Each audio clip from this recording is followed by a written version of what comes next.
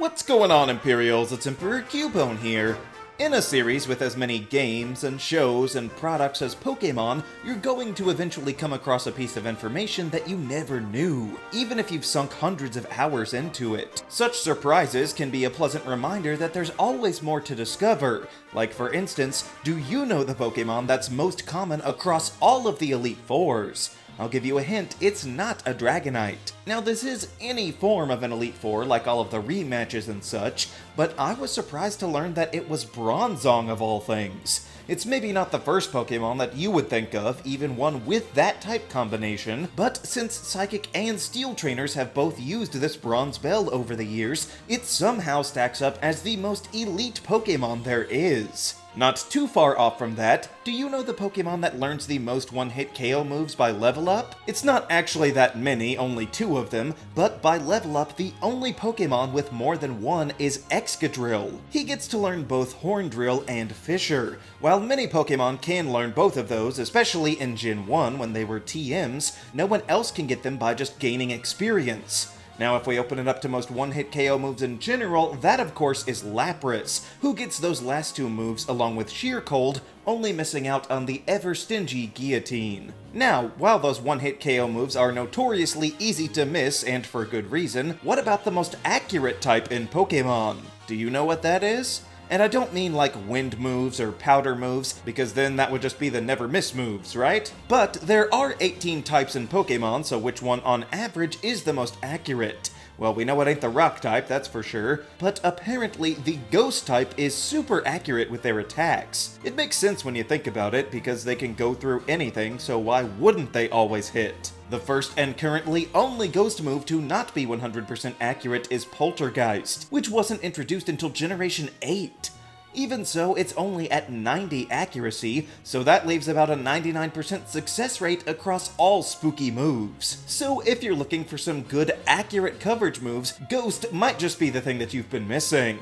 Now, speaking of moves, what do you think is the only attack that is incapable of being used as a Z move or a max move? You can probably figure it out, but that attack is of course Struggle, the move that can only be used when you've run out of all of your power points. This happens because those powered up moves are picked from the selection screen after hitting the fight option. However, Struggle doesn't take you to that second menu. So by extension, if you've put it off for so long, Struggle would also be able to lock you out of Dynamaxing at all, or Mega Evolving, or even Terastallizing, since all of those gimmicks require you to select a move to go along with them. So the obvious lesson is, don't wait till the last minute to show off all of your coolest tricks. But speaking of getting locked out, did you know that there's a way to soft lock your game in Gen 1? Actually, they were a buggy mess. I should be more specific. Did you know that you can soft lock your game just by playing it normally?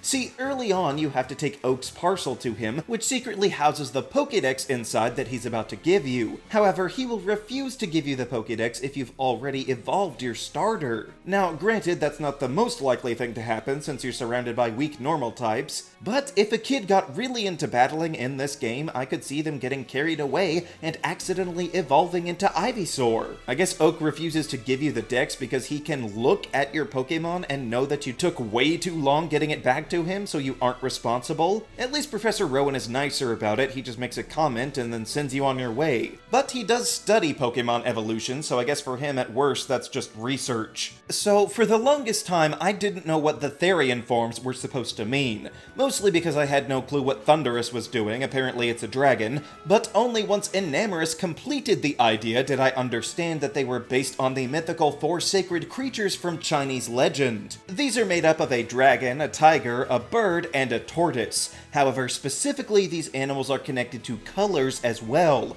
with a blue dragon, a white tiger, a red bird, and a black tortoise. And these are all of the colors that the areas of the Hisui region are named after. It may seem random at first to call it the Obsidian Fieldlands, but that's for the black tortoise. The same goes for the Crimson Mirelands for the red, or Cobalt Coastlands for the blue, and even the Alabaster Icelands for white. It makes even more sense now why the forces of nature were even here to begin with. Although the colors don't really match up with their positioning, like Tornadus as the bird is up in the Alabaster Icelands, but now it makes perfect sense why they're in Hisui when they weren't even Sinnoh Pokemon originally. So hopefully we'll see some more cool connections like this used again in a future Legends game. Okay, now for another fun fact, a Pokemon's shiny status is determined in relation to their trainer ID, and a Pokemon that hatches from an egg doesn't get an ID until it hatches. So even if the egg came from another game, the new hatchling would match the number of your starter and all of the rest of them. This means that if you could duplicate a Pokemon egg, by legal means mind you, and traded one over, you could theoretically have one of those Pokemon be shiny, and not the other one, even though they would technically hatch from the same egg. However, in Gen 2, a Pokemon's shiny status was also determined by their IVs. That's why really only the legendary Pokemon could be shiny if traded up from Gen 1, because no one else could reach those IVs, but having different forms of the same Pokemon alter the IVs, like with Unknown. Having so many shapes, only specific ones could even be shiny. You would only ever find the same shiny letters, but coincidentally these letters were I and V. They just so happened to have the IVs necessary. And this couldn't be on purpose because IVs started out as a fan term for individual values, so it's crazy that those were the only Unknown with the IVs special enough to work. Okay, that one was a bit in the weeds, so let's discuss Pokemon gyms. First of all, with different versions and remakes, it's pretty common for the same gym leader to be seen more than once, like 4 or 5 times. Even the forgettable ones can appear a bunch. But do you know who the only gym leader is to be in that role 3 times? It's not one of the newer ones, at least not at this point in time, but it can be easy to skip over Drayden in your mind. However, he's been a gym leader in White version opposite Iris, and with the Unova sequels giving him full control over the gym, he's been in the role a total of 3 times. This could change in a future Unova remake, of course, but currently no other leader has the same unique arrangement that Drayden has seen. After all, Iris moved on to Champion in Black and White 2, so she only had 1 game as a gym leader, but some of the Galar gym leaders have had that so far to match her experience. But speaking of Galar, the Sirchester gym is one that has other one-time leaders with Melanie and Gordy, a mother and son duo, but they take turns making the gym either ice or rock, which can really shake up how you face them.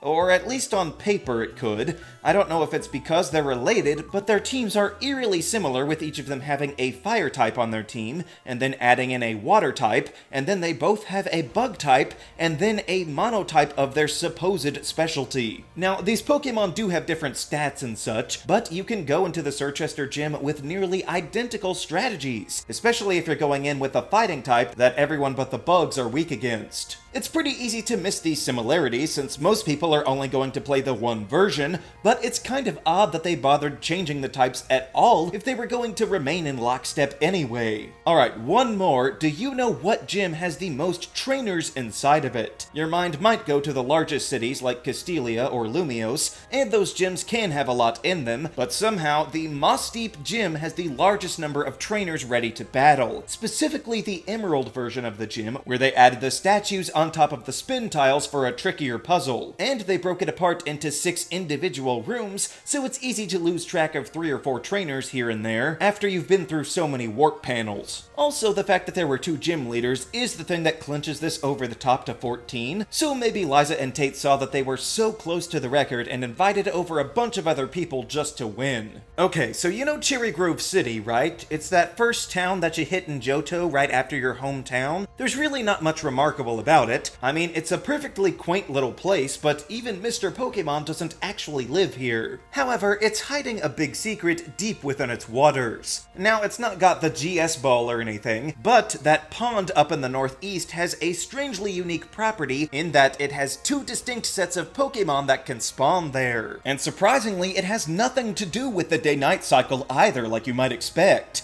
The only way to enter it is to walk up around the route above the city and surf down, but the way water worked in Pokemon is that they have to be programmed to share options within the same area, so that all of the ponds on one route would give you access to the same Pokemon, and that's true of cities as well, like say if you're fishing in Petalburg. So the water portion on Route 30 has to conform to the pond ecosystem above it, but once you go down into the city, it changes because the west has an inlet of ocean water. That alters the available Pokémon to sea life, even though it's within the same body of water, which is so fascinating. And since you get Surf way later, it's pretty easy to have missed the full experience of this isolated instance and collect options from both sides of these varied environments in just one easy compact sample. Now for an appropriately short one, do you know what the shortest Pokédex entry to date is? It's not for the shortest Pokémon, I'll tell you that. For some reason they had nothing to say about Shellos in Gen 4, as Heart Gold and Soul Silver gave us a whopping 9 words,